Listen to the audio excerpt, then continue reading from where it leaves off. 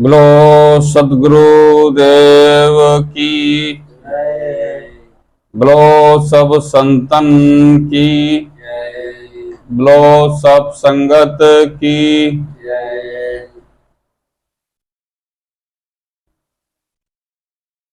पुण्यात्माओं, कल जो है हम सब ने स्वयं को जानने का प्रयास किया। मुझे आशा है कि जितने भी दिव्यात्मा हैं, जितने भी श्रोतागण हैं, अध्यात्म स्वरूप चैनल के माध्यम से कल का जो सत्संग कार्यक्रम चला उससे आप लोगों को कुछ न कुछ सीखने को अवश्य मिला होगा। आज हम पुनः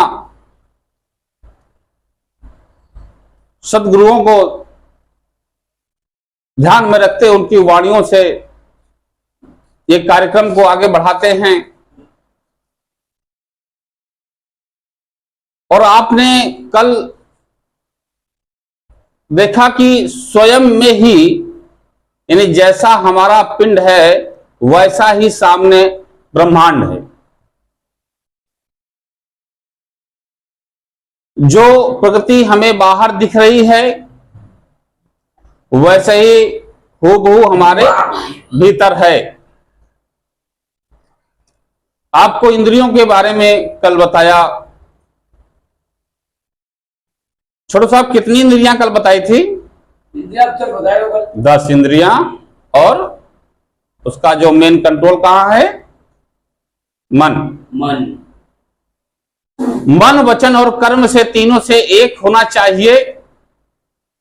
यदि आप मन वचन कर्म से एक हो गए, ये आवश्यकता नहीं है कि आपने जो है ये कपड़े कौन से पहने हैं, वस्त्र आपके कौन से हैं।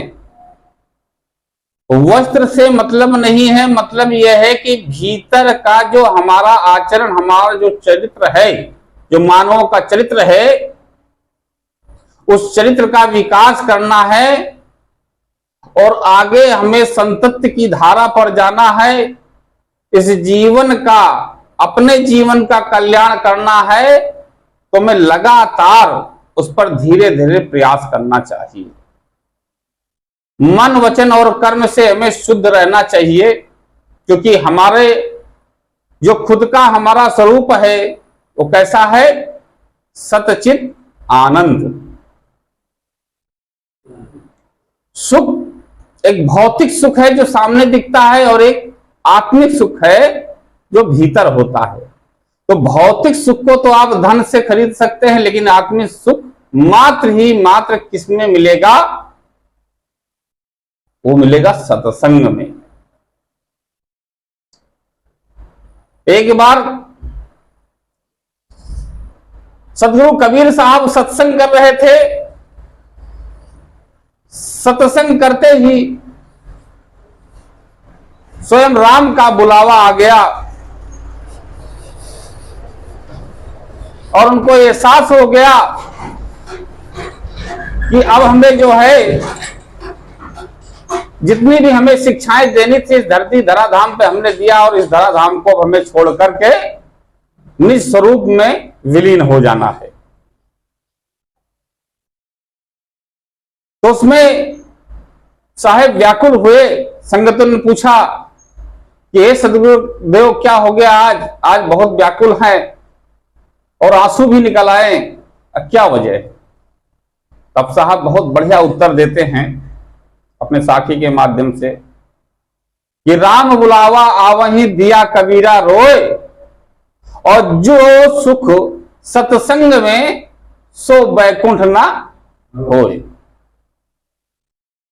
सभी हमारे ऋषियों ने, मुनियों ने, संतों ने यही बताया कि सत्संग से बड़ा सुख और कहीं नहीं है। सत्संग से आत्मिक सुख मिलता है और धन से भौतिक सुख मिलता है। बाहरी सुख किससे मिलता है? धन से। और सभी लोग जानते हैं कि कहावत भी है कि तुलसी जग में दो बड़े, एक नाम एक दाम, और नाम मिलावे पीऊ से दाम करे हर काम। ये भौतिक में रहना है तो दाम भी जरूरत है। हमें सबसे पहले मानव बनना है, और मानव बनने का ही उद्देश्य हम सभी का है। जितने बरवारीपुर में दिव्यात्माएं हैं जिन्होंने ये प्रयास किया, उन सब का मैं कोटि कोटि धन्यवाद जितना भी करूं उतना कम है, क्योंकि उन्होंने ये प्रयास किया कि पंडित आचार्य श्री राम शर्मा भी ये कहते हैं कि हम सुधरेंगे जग सुधरेगा। यदि एक एक व्यक्ति सुधरने लग गया तो धीरे धीरे देखेंगे कि सब कुछ सुधरने लग गया। अपने आचरण को, अपने विचारों को सुधारना है सबसे पहले। अब आती है कि भक्ति कहां से शुरू करें, तो आप सभी को बता दिया कि भक्ति को शुरू करना है तो सबसे पहले अपना आचार विचार व्यवहार अपने घर से ही शुरू किया जाए। अपने घर को मंदिर बनाया जाए, अपने क्षेत्र को ही तीर्थ बनाया जाए। यहां पर जितने भी परमार्थ के लिए क्या कहा, आपको बताए कबीर साहब क्या कहते हैं कि वृक्ष कबो न फल वगई, नदी न संचय नीर, और परमार्थ के कारण साधन धरा शरीर। तो इस परमार्थ के लिए इसको लगाया जाए। जैसे कि यहां के आप सभी लोग इतनी उत्सुकता के साथ अपना कीमती समय निकाल करके 1 घंटे जो है सत्संग में देते हैं, 1 घंटे अपने लिए देते हैं, बाकी 23 घंटे तो दुनिया के लिए है ही। पिंटू साहब, क्या आपकी तरफ से कुछ विचार उत्पन्न हुए कल के और सत्संग से लेकर के परसों सत्संग से लेकर, क्या विचार उत्पन्न हुए? क्या विचार उत्पन्न हुआ, क्या जानना चाहते हैं? अपने आप को मंदिर बनाओ, घर को कभी मंदिर, अपने आप को मंदिर बनाओ बचाओ। छोटू साहब का क्या विचार है? ये है कि मन हल्का हो जाता है, मगर ये भी है इधर कुछ बड़ा है उनका तो अच्छा के लिए बता रहे। अच्छा, मतलब कि जितनी देर आप सत्संग में बैठते हो उतनी वक्त मन हल्का हो जाता है और बाहर की माया फिर से खींच लेती है। बस मन और माया, इसी को ही तो समझना है। बार बार जो है सभी संतों ने इधर ही इशारा किया कि माया ये संसार है। माया क्या है? ये पूरी संसार है। और ये जन्म और मृत्यु, इसको ऐसे समझिए कि जो भ्रुकुटी होती है पलके, जैसे हमारी पलके बंद होती हैं वैसे क्या होता है, खुलती हैं। यानी पलके बंद होना और पलकों का खुलना जन्म और मृत्यु है। इसको आप सीधा सीधा इससे समझ लीजिए। हम सभी उस परम सत्ता सदचित आनंद स्वरूप परमात्मा की संतानें हैं। हमारे अंदर भी वही तेज है, वही वैभव है। बस एक काम क्रोध लोभ मोह अहंकार की वजह से हम अपने से धीरे धीरे दूर होते चले गए और सही से हमें क्या नहीं मिला, गाइडलाइन नहीं मिली, सही से हमें रास्ता बताया नहीं गया। किसी ने हमें कहा तप करो, किसी ने कहा जप करो, किसी ने कहा तीर्थ जाओ, लेकिन किसी ने यह नहीं बताया कि पहले अंदर अपना जो आपके अंदर में तीर्थ है, इसके अंदर गंगा जमुना सरस्वती, गंगा जमुना सरस्वती जो हम बाहर देखते हैं वास्तव में अंदर कौन है? जब तक मन नहीं साफ करोगे तब तक गंगा जमुना मिलेगी क्या? गंगा जमुना जो बाहर हम देखते हैं वो अंदर कौन है? उसी को कहा जाता है इंगड़ा पिंगड़ा और सुखमना। ये 3 नाड़ियां होती हैं जिसे डॉक्टर कहते हैं पल्स। देख करके बताते हैं कफ वायु और पित्त। इसी से समस्त नदियों का मिलान होता है। तो वास्तव में जो हमारी गंगा में जमुना सरस्वती है, उसका जो संगम होता है वो कैसे होता है, यदि हम इसको जान लें तो हम धीरे धीरे पूरे संसार पूरी प्रकृति को हम जानने लग जाएंगे। क्योंकि हमने बार बार बताया, संतों ने बताया कि जैसा हमारा पिंड है वैसा ही ब्रह्मांड है। ब्रह्मांड की समस्या देखनी तो यहां देखना। अब कल एक प्रश्न आया मेरे पास, कुछ हमारे साथी अयोध्या गए थे। तो जब अयोध्या गए और अयोध्या से आया, वहां से प्रसाद लेके भी आए, मेरे लिए भी लेके आए कि गुरुजी अयोध्या गए थे, प्रसाद लाए, और वहां का बड़ा अच्छा माहौल देखने को मिला। तो अवध, अयोध्या क्या कहते हैं? अवध। मेरा ये मानना है कि जितने भी श्रद्धालु हैं, राम को मानने वाले हैं, राम को चाहने वाले हैं, उसमें से बुजुर्ग जाए या ना जाए, जो नवयुवा है, यानी कि 18 से लेके 25 साल, 26 साल, 30 साल, जो गृहस्थ में जाना चाहता है या जिसने गृहस्थी अभी नई नई बसाया है, उसे अवश्य जो है अयोध्या जाना चाहिए। क्योंकि अयोध्या जब हम जाएंगे तो वहां पर आप देखेंगे कि राम की जन्मभूमि है, और वो सरयू नदी आज भी है, और वो कोप भवन भी आज है, और दशरथ महल भी आज है। यानी जो रामायण में हमें बताया गया है, सब वहां पर कुछ ना कुछ आपको मिलेगा अवश्य। बस खाली थोड़ा सा अंतर यह है कि वहां आपको विवेकी बन के जाना है। क्योंकि राम के जन्म स्थान पर जाएंगे तो वहां राम का, जो राम थे, और राम का स्वरूप नहीं मिलेगा। इसलिए बार बार संत कहते हैं कि ये शरीर, ये जो काया मिली है, ये बारंबार नहीं मिलेगी। जिस रूप में आप हमें देख रहे हैं, उस रूप में दोबारा कभी नहीं देखेंगे। हमारे कर्मों के अनुसार, हमारे सुकर्म या कुकर्म के अनुसार हमारा जो है जन्म होगा कहीं।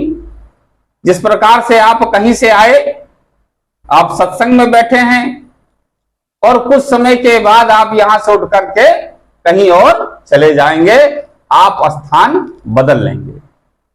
लेकिन जैसा मन आपका यहां रहेगा,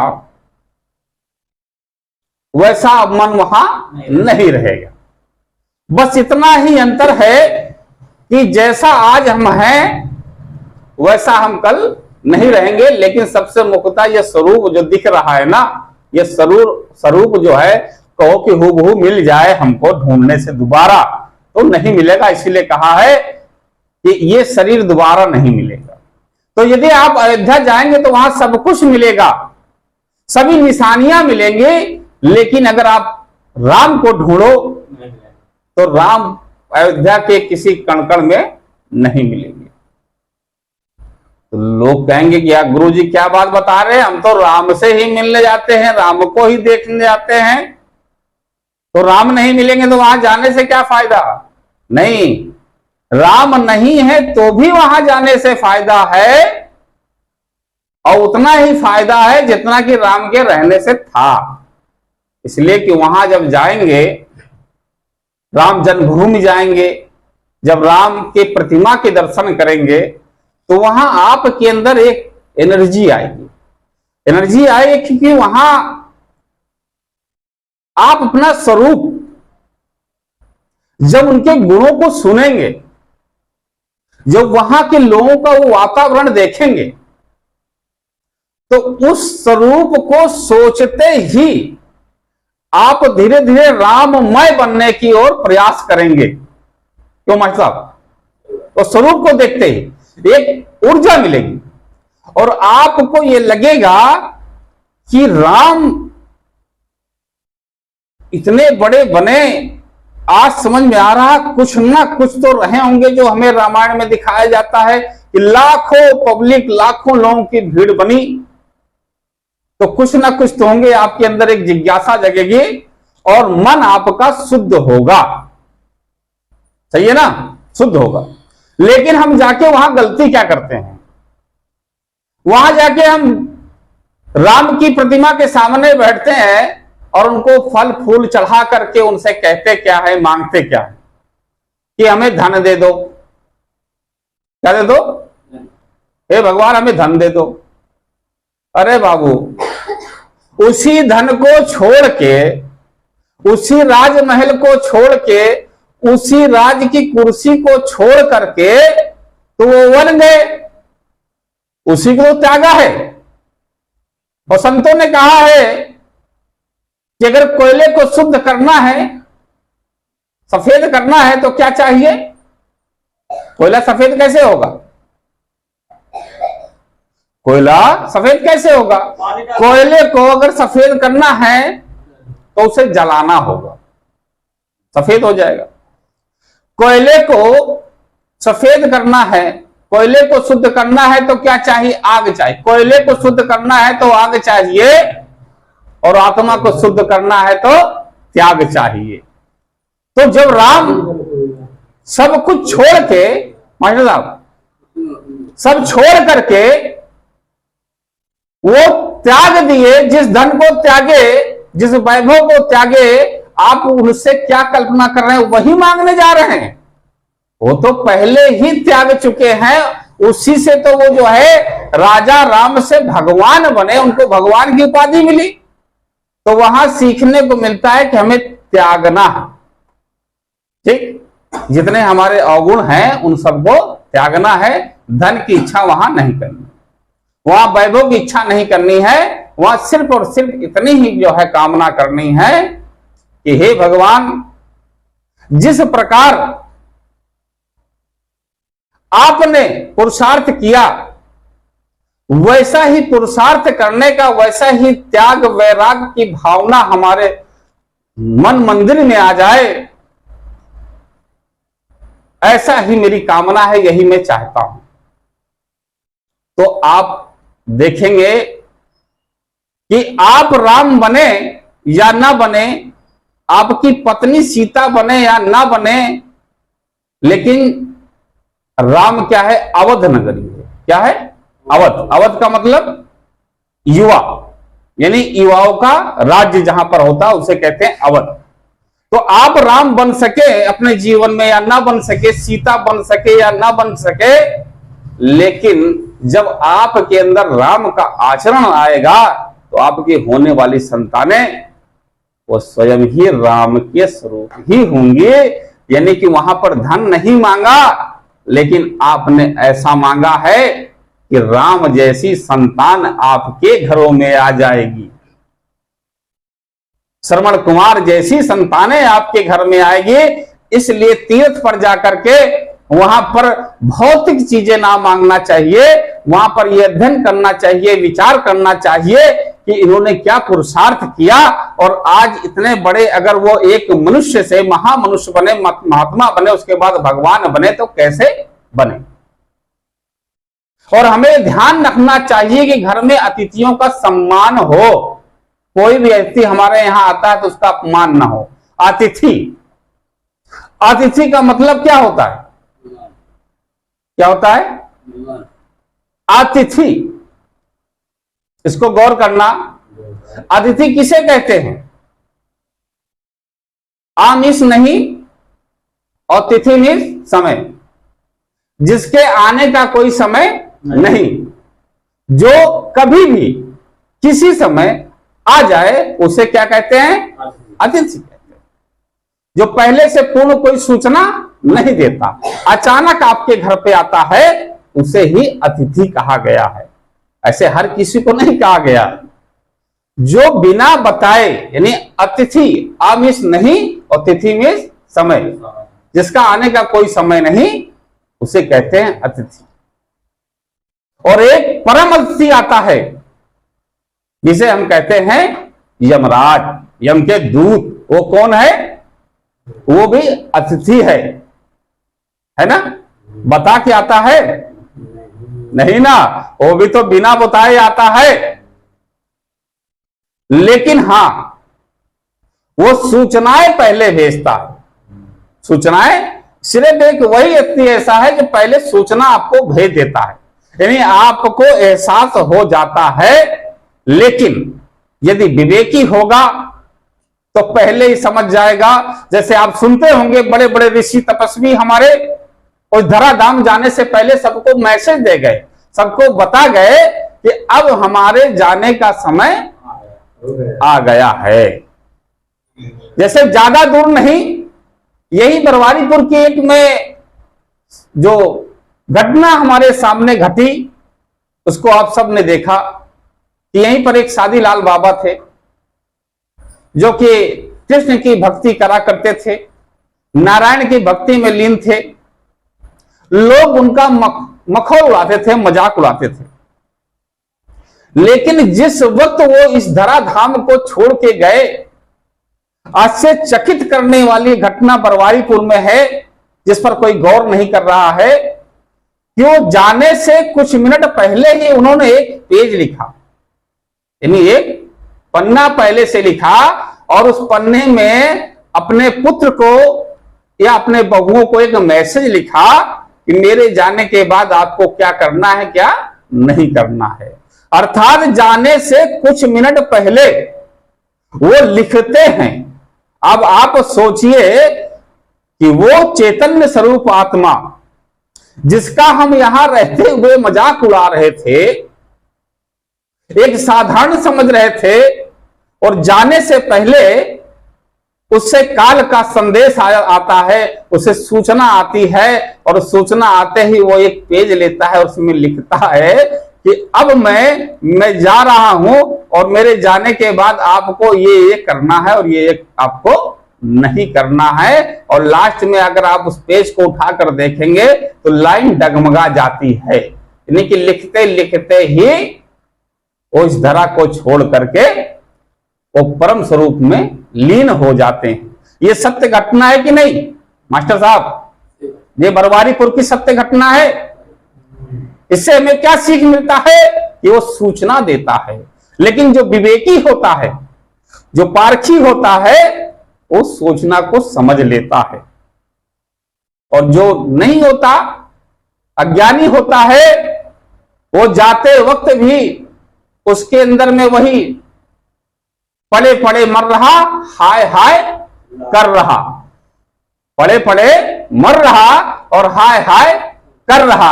यानी जाने का समय आया फिर भी जाना नहीं चाह रहा। जाने का समय है पर भी वो कह रहा, अरे इतनी बड़ी प्रॉपर्टी कौन संभालेगा, इतना बड़ा व्यवसाय कौन चलाएगा, इतनी बड़ी फैक्ट्री कौन चलाएगा, जरा बेटों को बुला दो, एक दो वसीयत और हम कर दें। यानी फिर भी जाना नहीं चाह रहा है तो उसको काल खींच के ले जाता है, और जो स्वयं जाते हैं उसे काल छूता नहीं है, उसको स्वयं भगवान ही हाथ जोड़ कहते हैं, आइए प्रभु आपका स्थान बैकुंठ में सुरक्षित है। जैसा कि आप सभी कथाएं सत्य घटनाएं हैं, एक कहीं और बाहर की नहीं है, ये स्वयं बरवारीपुर की है। कि बिट्टू साहब मैं गलत कह रहा हूं? आप सभी लोगों ने देखा, इस बात को मानते हैं कि नहीं? मैं कोई कल्पित बात तो नहीं कर रहा हूं, मैं कोई बनावटी कहानी तो नहीं कर रहा हूं, ये सत्य है। तो परम जो हमारा कौन है, अतिथि कौन है? काल, यमदूत, वो आए, उसका भी हमें सम्मान करना है। तो उसका सम्मान कैसे? जब वो आएगा देखेगा, तो जब हमारा अतिथि आता है और अचानक देखता है कि सुव्यवस्थित सब कुछ है, एकदम साज सज्जा सही है, ये घर का मंदिर सजा हुआ है, वातावरण ऐसा है, तो बाहर जाके क्या बोलता है, यार हम पिंटू साहब के यहां गए, वहां उनका घर का वातावरण तो ऐसा लग ही नहीं रहा था कि वो घर हो, ऐसा लग रहा था कि वो स्वयं एक मंदिर है। उसमें मैंने जब देखा कि उसमें परिवार रहता है, उनके भाई बहन जो रहती हैं, वहां की जो बहुएं रहती हैं, जो वहां के बुजुर्ग रहते हैं, उनका आचरण, उनका व्यवहार देख करके तो मैं एकदम दिव्य हो गया। मुझे ऐसा लगा कि मैं किसी तीर्थ स्थान पर आ गया, कि वहां पर सबके अंदर नरम स्वभाव, एकदम पूरी श्रद्धा के साथ उन्होंने मेरा जो है स्वागत किया। ऐसा स्वागत किया कि मानो उनके घर पे कोई भगवान आ गया हो।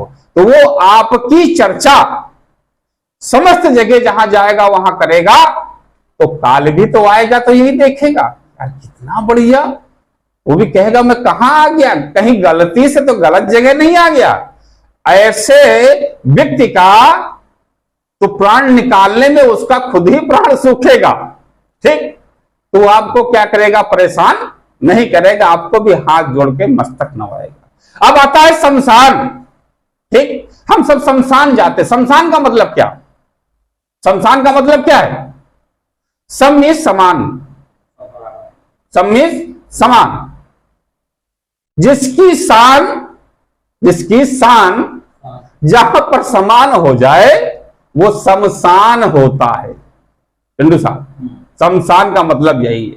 अब सोचिए कि हमारा भारत ही मात्र ऐसा है जिसने हर जगह शिक्षा ही शिक्षा दी। हमारे ऋषि, हमारे गुरु, हमारे महापुरुष ने हर जगह से हमें शिक्षा दी, और मात्र भारत है। शमशान भी हमें यही सिखाता है कि जहां पर सबकी शान, राजा हो या रंग, राजा हो या रंग, सभी की स्थिति यहां पर सामान्य है। यहां कोई भेदभाव नहीं है, ऊंच नीच नहीं है। उसी को जो है कबीर साहब भी कहते हैं कि आया है सो जाएगा राजा रंग फकीर, एक सिंहासन चला एक बंधा जात जंजीर। अर्थात एक दुनिया में आता है जाता है जब, तो सम्मानित होकर जाता है, यानी सम्मानित होकर जाता है, सिंहासन पर चढ़ के जाता है। और एक दूसरा जो कुकर्मी होता है वो अपने कुकर्म से अपमानित होकर जाता है। तो जितने भी श्रोता बंधु अध्यात्म स्वरूप चैनल के माध्यम से सुन रहे हैं, आप सभी से निवेदन है कि हमें सद्गुरुओं की वाणी पर विचार करना चाहिए कि हमें सम्मान पूर्वक जाना है कि अपमान पूर्वक जाना है। दुनिया में दुखी भी होते हैं, खुश भी होते हैं। जब हम इस धराधाम पे आए, इस दुनिया में आए, तो क्या हुआ? हम रोए जग हंसा, हम रोए जग हंसा। और कबीर साहब कहते हैं कि ऐसी करनी कर चलो कि हम हंसे जग रोए, हम हंसे जग रोए। एक कुकर्मी जब मरता है तो जग हंसता है, क्या कहता है? अरे अच्छा हुआ भला टली, अच्छा हुआ भला टली। क्यों मास्टर ये बोलता है ना। लेकिन जब एक सज्जन व्यक्ति, कोई दिव्यात्मा इस धराधाम को छोड़ती है तो उसकी मृत्यु ही महोत्सव बन जाया करती है। उसे कहते हैं पूरी दुनिया उनके लिए रोती है। जब आए तो दुनिया हंसी, लेकिन गए तो दुनिया रोई। आप ऐसी करनी कर चलो कि हम हंसे और जग रोए। ये क्लियर हुई? तो हमें अपना आचरण और विचार कैसा करना है? मानव जैसा। इसी के लिए सभी जितने भी यहां पर हमारे गुरु सदगुरु आए, संत आए, सभी लोगों ने कहा, लेकिन हम भ्रमवश पड़ गए। बाहर की दुनिया, बाहर की दुनिया में पढ़ के हम भूल गए कि हम कौन है। आज का सत्संग समापन की ओर है। कल हम पुनः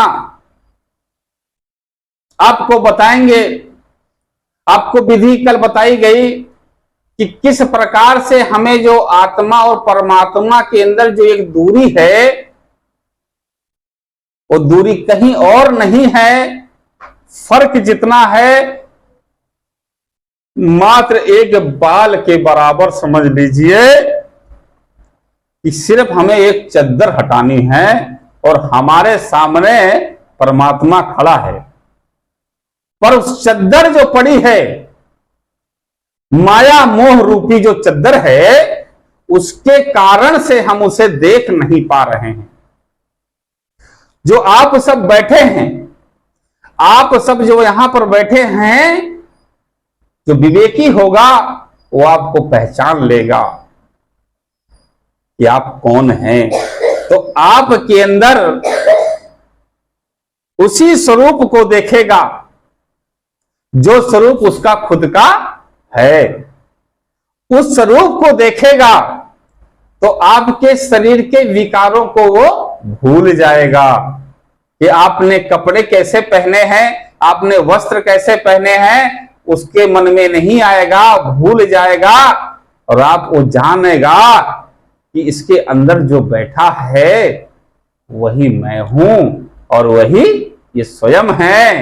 यानी आप देखते होंगे कि राम कथा के अंदर आता है, कुछ लोग टिप्पणी करते हैं कि राम जो है भगवान शंकर को पिता बोलते हैं, अपना आराध्य बोलते हैं, और वहीं भगवान शंकर जो है किसको बोलते हैं?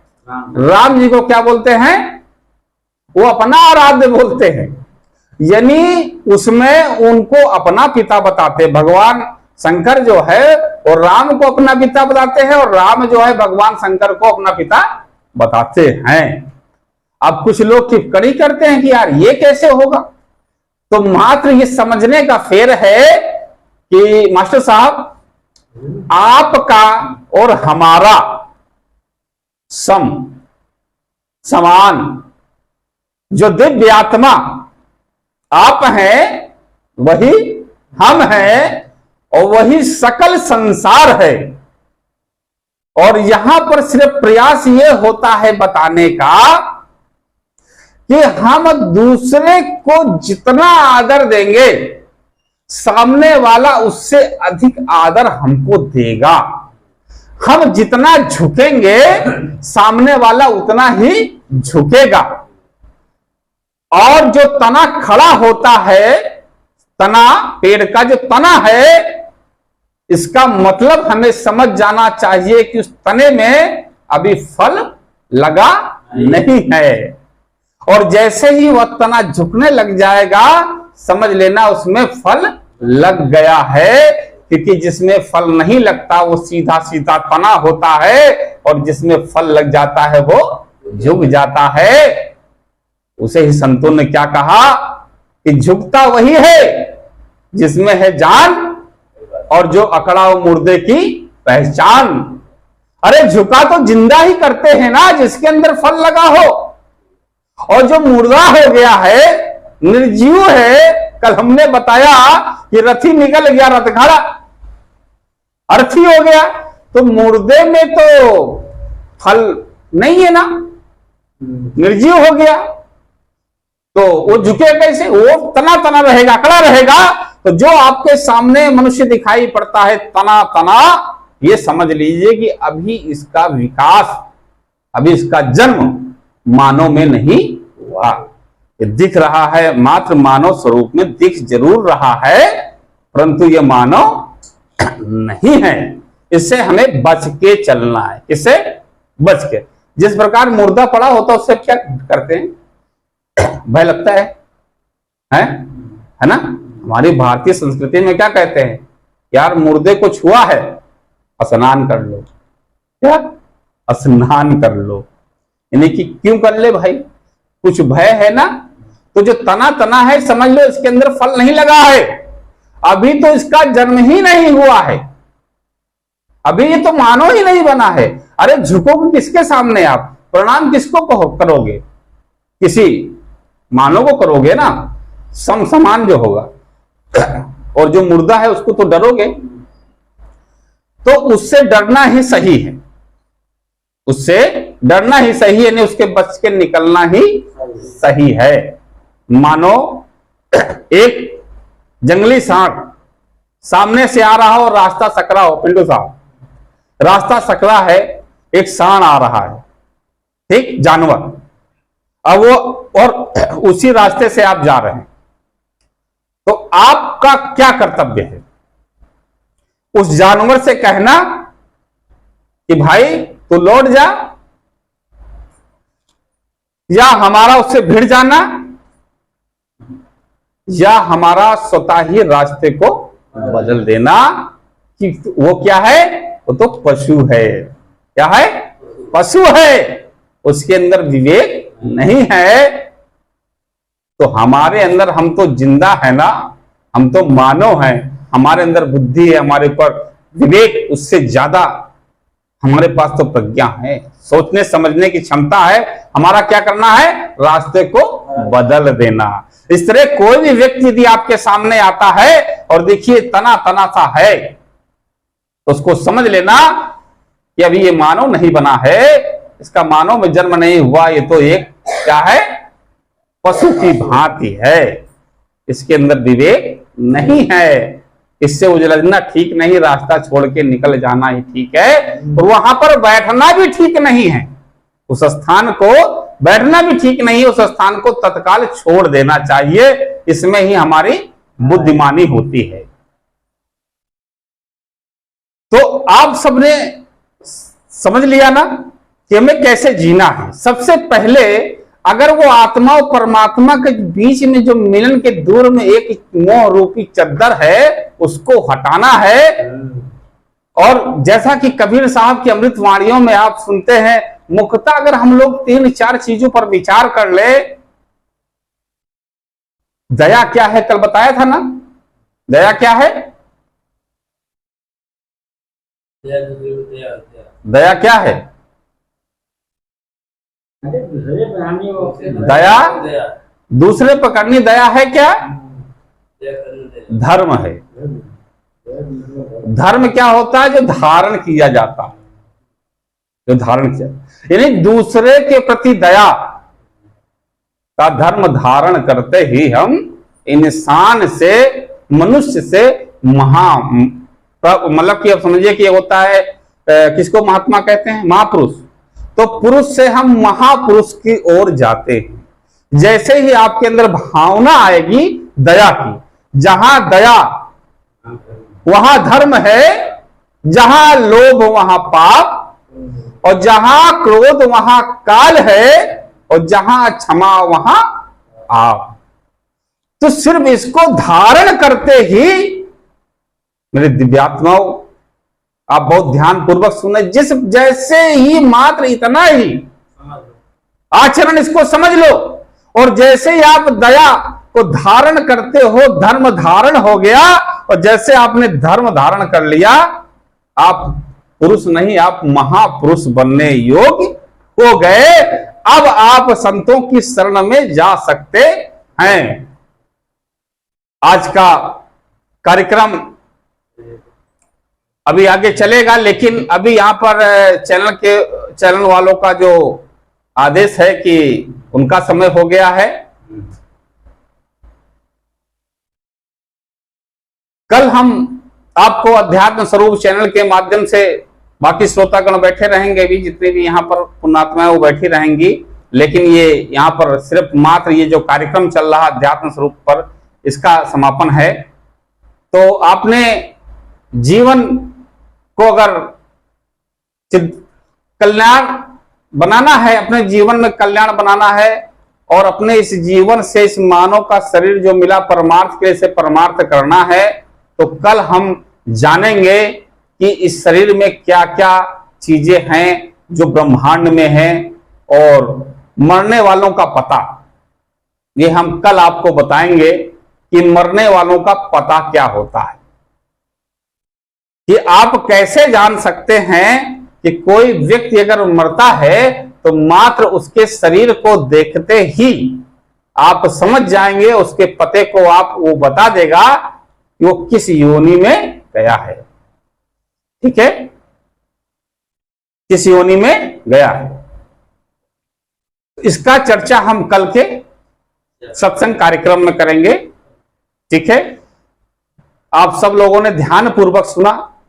अध्यात्म स्वरूप पर जितने भी श्रोता हमें सुन रहे हैं, बस आप सर से पुनः वही आग्रह करूंगा कि आपका धन नहीं चाहिए, आपका तन नहीं चाहिए, बस सिर्फ और सिर्फ इतना ही करिए, सहयोग करिए कि जिस प्रकार से बरवारीपुर के दिव्यात्माएं सहयोग कर रही हैं, वो तो अपना तन मन धन सब कुछ दे रही हैं। और सबसे बड़ी चीज होती है समय। आज के आज जहां देखो किसके पास समय नहीं है, यहाँ पे समय देती हैं। सबसे मूल्यवान है समय, वो समय देते हैं। इसलिए बरवारीपुर की जितनी भी यहाँ पर संगत बैठी है दिव्यात्मा, उसको फिर कोटि कोटि नमन करता हूँ। और आप सभी को भी जितना श्रोतागण हमें अध्यात्म स्वरूप चैनल के माध्यम से सुन रहे हैं, उनको भी कोटि कोटि नमन करता हूँ कि आप भी समय निकालते हैं, चैनल पे आते हैं। पर छोटा सा आग्रह है कि अगर आप इस चैनल पे जो आप वीडियो देख रहे हैं, इसको अगर आप शेयर कर देंगे और इस पर आप कमेंट कर देंगे, तो हमें बता सकते हैं कि कहां पर हमें भूल हो रही है।